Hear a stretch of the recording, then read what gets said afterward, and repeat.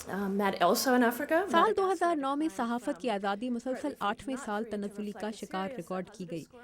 Freedom house की मुरतब करदा report के मुताबिक दुनिया के 196 में से 35% मुल्कों में सहाफ़त आज़ाद, 33% में जुज़वी तौर पर आज़ाद और 32% में बिल्कुल आज़ाद नहीं रही।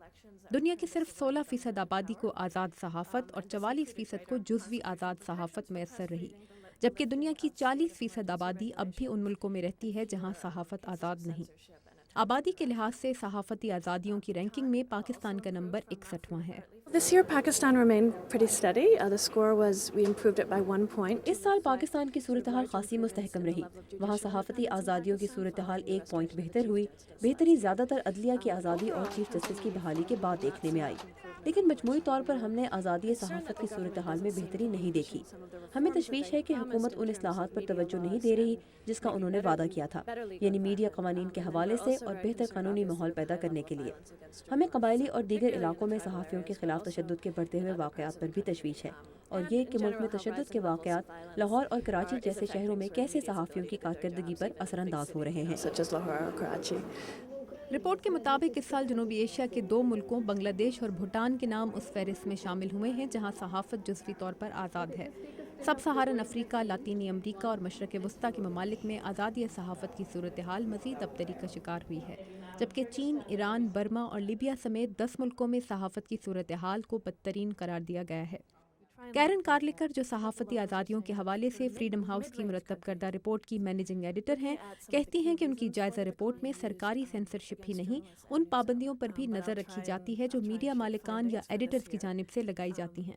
हम सिर्फ हुकूमत की आयद करदा पाबंदियों को ही नहीं देखते, बल्कि उस असर को भी देखते हैं जो मीडिया मालिकान और एडिटर्स का इदारती मवाद पर होता है। जैसे अगर किसी मुल्क के मीडिया मालिकान का कोई सियासी एजेंडा है जिसका असर उनके इदारती मवाद पर पड़ता है, तो हम उसको भी देखते हैं। कई मुल्कों में सहाफ़ती पाबंदियाँ हुकूमत की तरफ से नहीं बल्कि दीगर अनासर की तरफ से आयद होती हैं। 2009 के दौरान श्रीलंका, फिलिपाइन और थाईलैंड जैसे जमहूरी मुल्कों में भी सहाफ़त पर पाबंदियों में इजाफा देखा गया।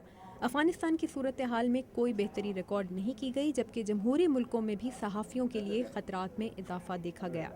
हर 10 सहाफ़ियों के कत्ल में कम अज़ कम 9 केसेस में कातिल अमूमन सज़ा से बच जाते हैं। अगर एक हुकूमत किसी सहाफ़ी को जेल में डाल दे तो सबको पता होता है, मगर कोई किसी सहाफ़ी को कत्ल करवा दे तो ये बताना मुश्किल है कि किसने ऐसा करवाया। सहाफ़ती आज़ादियों के अलंबरदारों का कहना है कि टेक्नोलॉजी की तरक्की जहां दुनिया को एक दूसरे के करीब ला रही है, वहां हुकूमतों के पास ही नहीं, गैर रियासती अनासर के पास भी प्रेस की आज़ादियाँ सल्ब करने के नए रास्ते मैसर आ गए हैं।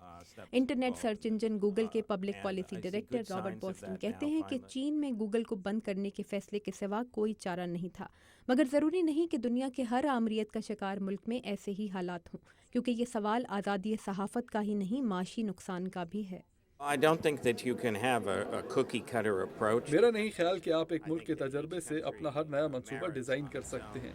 हर मुल्क के अपने हालात होते हैं जिसके मुताबिक नई हिकमत अमली अपनानी पड़ती है। थाईलैंड में हुकूमत ने यूट्यूब बंद कर दिया था क्योंकि इस पर किसी ने थाईलैंड के शाह की नामुनासिब वीडियो डाल दी थी। हमने इनसे मुज़ाकरात में तय किया कि अगर हमारी वेबसाइट को वहाँ चलते रहने की इजाज़त दी जाए तो हम उन्हें हटा देंगे। यकीनन ये आज़ादी इजहार का बेहतरीन केस नहीं था, लेकिन हमने सोचा कि कम अज़ कम लोगों को बाकी मवाद तो दस्तयाब हो सके। सहाफ़ती आज़ादियों के लिए काम करने वाली तंजीमों को अच्छी उम्मीद इस बात से है कि दुनिया में सच्चाई पर मबनी खबर और उसे मुहैया करने वाले सहाफ़ियों के काम की अहमियत और मुश्किलात का एहसास बढ़ता जा रहा है, और टेक्नोलॉजी की तरक्की ने लोगों को अपने मुल्कों की सूरत हाल के बारे में माजी के मुकाबले में कहीं ज़्यादा आगाह कर दिया है। मगर सहाफ़ती आज़ादियों के अलंबरदारों को यकीन है कि उनके रास्ते की मुश्किलात दूर करने में टेक्नोलॉजी उनकी मददगार साबित होगी, ना कि हुकूमतों की सेंसरशिप के रास्ते आसान करने में। Tabinda Naeem, Urdu VOA, Washington.